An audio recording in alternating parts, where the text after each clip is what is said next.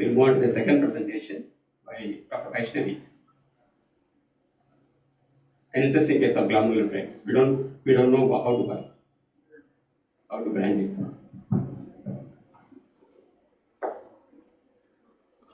Good afternoon, everybody.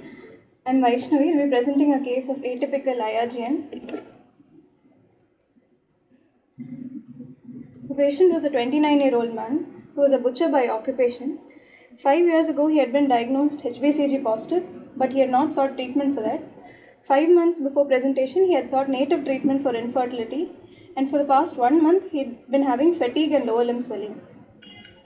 With these complaints, he was evaluated at another center, where he was found to have a rapidly progressive renal failure. His serum creatinine had risen from 1 at presentation to 2.5 mg per deciliter in a week. Urine analysis done there showed albumin of 3+, plenty of RBCs per hypertrophy. So a renal biopsy was done. On light microscopy, 8 glomeruli were there. None were globally sclerotic. Fibrinoid necrosis was seen in a segment of the capillary tuft in one glomerulus, and a cellular crescent was present in one glomerulus. All glomeruli had normal cellularity and the capillary lumen were patent. RBC casts were seen in a few tubules. These are the RBC casts here and evolving fibrinoid necrosis in one glomerulus. In PAS stain, we can see the fibrinoid necrosis occurring in a segment of the glomerulus, and the silver stain shows the formation of a cellular crescent with a break in the GPM. In immunofluorescence, all the stains were negative. So the report was a pauci-immune necrotizing glomerulonephritis with a cellular crescent. The patient was then referred to us for further management. At the time of referral, he had a mild pedal edema, he had pallor, he had pan-digital clubbing and had hyperpigmented maculopapular skin lesions on both his shins. His pulse rate was 104 per minute, he had occasional missed beats, and a feeble pulse was felt in the right posterior tibial and dorsalis pedis arteries. His blood pressure was 130/60. CVS examination, there was an early diastolic murmur in the aortic area. RS examination was normal and there was no organomegaly. His labs at admission, he had a serum creatinine of 2.9 mg. Urine analysis here showed 2+ albuminuria by dipstick, and there were 10 to 15 RBCs per hypertrophy. He had anemia HB of 7.5, other cell lines were normal. ECG showed sinus tachycardia with occasional premature ventricular complexes, and his chest X-ray was normal.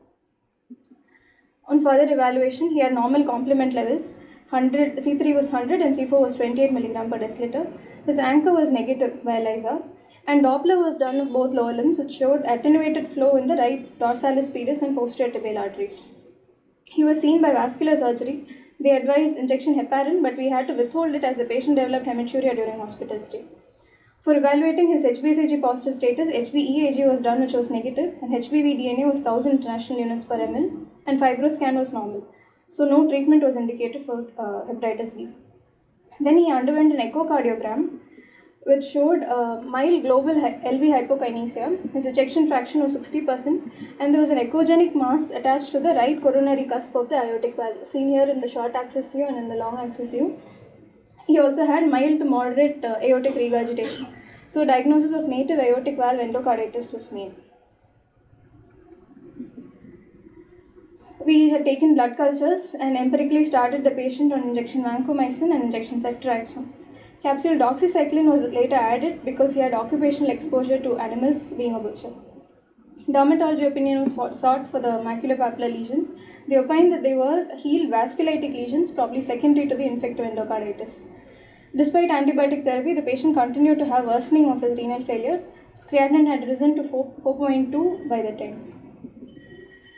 Subsequently, we got back the blood culture report, which grew Brucella melitensis. It was sensitive to gentamicin, cefotaxime, amikacin, ciprofloxacin. So the patient was started on injection gentamicin, injection ceftriaxone, doxycycline, and rifampicin. He was advised aortic valve surgery after stabilization, but he was not willing. So here, ideally, the treatment is an injectable aminoglycoside with 2 oral antibiotics. We had given this 4-drug regimen because in one study they had compared 4 groups. One of the groups being 2 injectables and 2 oral, and 1 injectable and 2 oral. There was a mortality benefit in those who had received 2 injectable antibiotics. Plus, the patient, as he was unwilling for aortic surgery, we proceeded with this antibiotic regimen. So injection gentamicin and ceftriaxone were given for 4 weeks, whereas doxycycline and rifampicin were continued with a plan to continue for a minimum of 12 weeks. We also did a serology for Brucella IgG, which was strongly positive, 1:2000 titers. After this, his renal failure improved gradually and touched 2.4 mg per deciliter at the time of discharge. So the final diagnosis made was a necrotizing pauci-immune glomerulonephritis associated with Brucella endocarditis. Now a brief discussion on endocarditis associated glomerulonephritis. This study was done by the nephropath group in Arkansas, where they found that the most common pattern of glomerular injury in IE associated GN was necrotizing crescentic glomerulonephritis. They studied a total of 49 patients, of whom 26 or 53% had a crescentic pattern, and necrotizing foci were seen in 20 of the 26 patients with crescents. And also, hypocomplementemia was present only in 44% of the patients, which is quite distinct from regular IRGN. And on comparing the immunofluorescence staining pattern in the three groups, they are divided into crescentic, acute proliferative, and mesangial proliferative. It was found that the pauci-immune pattern was seen in a majority of the patients with the crescentic type. 42% of them had only a pauci-immune staining. Coming to the outcomes of these patients with IE-associated GN, complete recovery was seen in 38 patients were available with full follow-up, and 12 of them had complete renal recovery, 14 had persistent renal dysfunction, 4 had gone to end-stage renal disease, and 8 had expired. On comparing the treatment given to all these patients, there was no significant difference between those who were treated with antibiotics and those treated with antibiotics and immunosuppression. There was similar outcomes in terms of complete recovery, persistent dysfunction, and progression to ESRD. But the striking thing here is those who had undergone surgery, there was a mortality benefit. This is another review by Takata et al. They had reviewed 29 articles, and they had found various pathological presentations of infective endocarditis associated GN, including endocapillary proliferative glomerulonephritis, membranoproliferative glomerulitis, and crescent formation and necrotizing lesions. These were seen in a majority of the patients. And pauci-immune crescentic glomerulitis was also seen in 2/3 of the patients in this review. Moving on to a brief discussion on brucellosis. It is a zoonotic infection. 4 main species are known to infect humans. Brucella abortus from cattle, Brucella melitensis from sheep and goats, Brucella sui from swine, and Brucella canis from dogs. People who consume unpasteurized milk, those who work in slaughterhouses, veterinarians, and laboratory workers are at high risk. There is a wide clinical polymorphism, and Brucella can affect virtually any organ. The heart, joints, skin, genitourinary organs, and kidneys have all been shown to be affected. The prevalence in India is 0.8 to 8.4% depending on the risk stratification. Coming to the renal involvement in brucellosis, although it is rare, there is a wide varied presentation.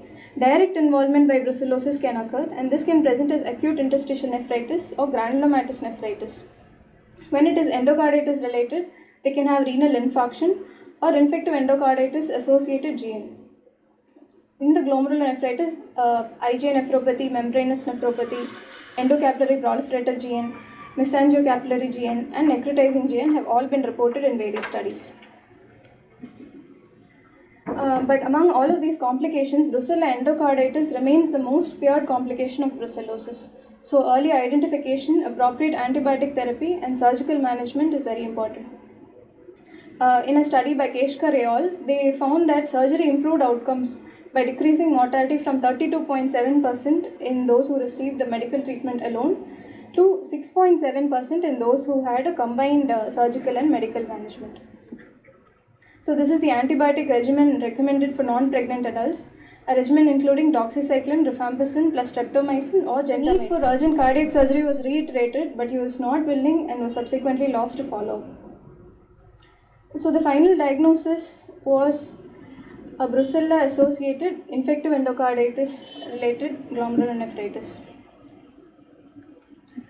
The take-home points from this patient are: IE-associated GN may present as a necrotizing pauci-immune glomerulonephritis quite distinct from IRGN, and screening for infective endocarditis is to be considered in patients with necrotizing GN irrespective of ANCA status, because IE associated gene also there's a possibility of ANCA positivity.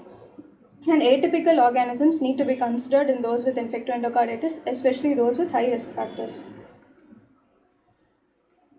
Thank you.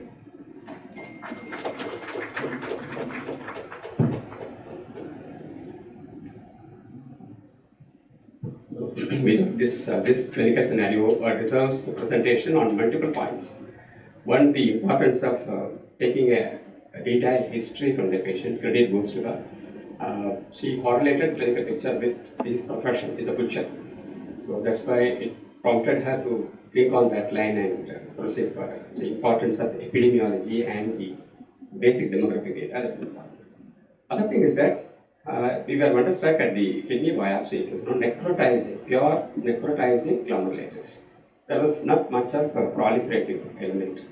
We kept on repeatedly requesting Dr. Anila to go into further sections, and she spent a lot of time, and she was categorical that there is no proliferative component.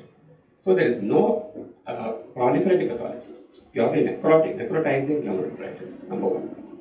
Only one glomerulus showed some crescent, so we can't really call it as a crescentic glomerulonephritis, number two. And complete absence of immune reactants in the IF, number three.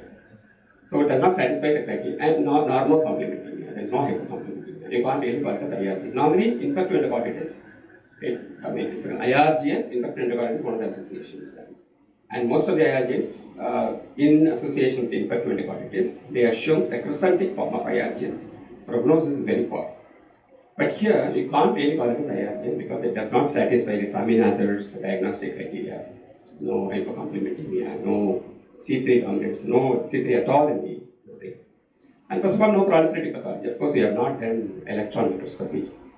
So this is interesting. So what we thought is that we are missing ANCA disease. A pauci-immune necrotizing glomerulitis which presents as AKI or PRA. We have to think of ANCA. So ANCA is negative. But still it can be ANCA negative vasculitis. So in that case, your treatment has to be not just on the antibiotic regimen of Brucella. Should we not go ahead with immunosuppression? This was a terrific conundrum which we were facing. But we didn't dare to give that because there was no clue for this thing. And the rash which he said initially, so also kind of a vasculitic, probably it was kind of a vasculitic rash. So it all fits into kind of ANCA disease. One point against ANCA disease is that the beautiful resolution of the pathology with just antibiotic. That cannot happen if it is ANCA disease. If it is ANCA positive vasculitis or ANCA negative vasculitis, such a severe pathology cannot resolve on its own just with antibiotic. So it actually opens up a lot of clinical discussion, clinical challenges. But very unfortunately, he made a smooth recovery of kidney function, but somehow he was never willing to undergo surgery. But he came for follow-up for some time and then lost for follow-up, and we just heard that he is no more. Or he died of the complication of this thing. Probably it was worsened. I think because yes, sir. They are willing to do surgery and it's all available. So, some sort of vocal necrotising. Not all the but he went into renal failure after creating significance.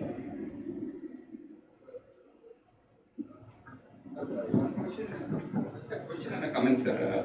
So the first question, sir, was there any history of fever? Any history of fever, high-grade fever, anytime in the recent past or something like that? One. Second, great kudos to your team and the resident who picked up that murmur. She told in the presentation the aortic area there was a murmur. That is extremely beautiful pick. I think again it goes back to what most of our teachers say, that clinical examination is the most important point. Many times as nephrologists we miss such small things, and I think that made a huge change to the outcomes. So that's the comment, sir. And the question is fever. He never had fever, sir. So I think this becomes very interesting. He was initially worked up elsewhere, and then he, after the initial investigations, only he reached here. The other thing would be, sir, the comment for the microbiology team. They were able to pick up Brucella melitensis from the culture. In spite of him having received treatment at an outside center, most likely he might have got some antibiotics also. And even then they have picked up Brucella in the blood culture. Again, great thing to the microbiology team as well. Actually, we had sent samples to multiple centers to pick up the organ. So it was picked up by Shankar. Okay. So again, you had sent to multiple places, sir. I think that's again another lesson for all of us, sir. I mean, lab is the task. so The point which you made is very, very pertinent. Many a times, because of previous administration of antimicrobials, most of the laboratories they find it difficult to isolate the organism, but somehow they made mistake. Because that is the crux of it. Otherwise, he could have finished it before that. The workplace, was there any crucial? It is a good share, sir. You're dealing with sheep, goat. From the age of the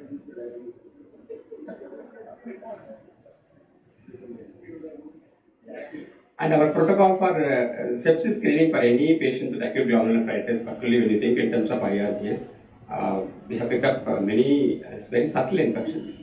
So the protocol is that starting from head to foot, complete ENT and dental sepsis, periodontitis, and skin, and routinely echo.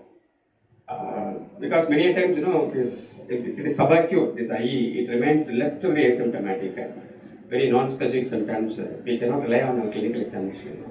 So routinely we do echocardiogram for all these suspected IRGNs. And there is one instance where this routine screening, a CT revealed a chronic mastitis. Patient had IRG. He didn't have any other box report. We insisted, the ENT surgeon suggested he has to go for mastectomy. He was asymptomatic. He never agreed for it. Then we insisted that he has to go. After this mastectomy, the pathology resolved, GN resolved. So, the only one thing that we have in our hand in IRGM is thorough and diligent search for focus of infection, addressing that. No immunosuppressive therapy, nothing helps there. Here, actually, one question is that if it had been oncarditis, we didn't give any immunosuppression. That's it. Thinking that IRGM, we didn't give initiative. But electronic analyze all those factors. It is not IRGM.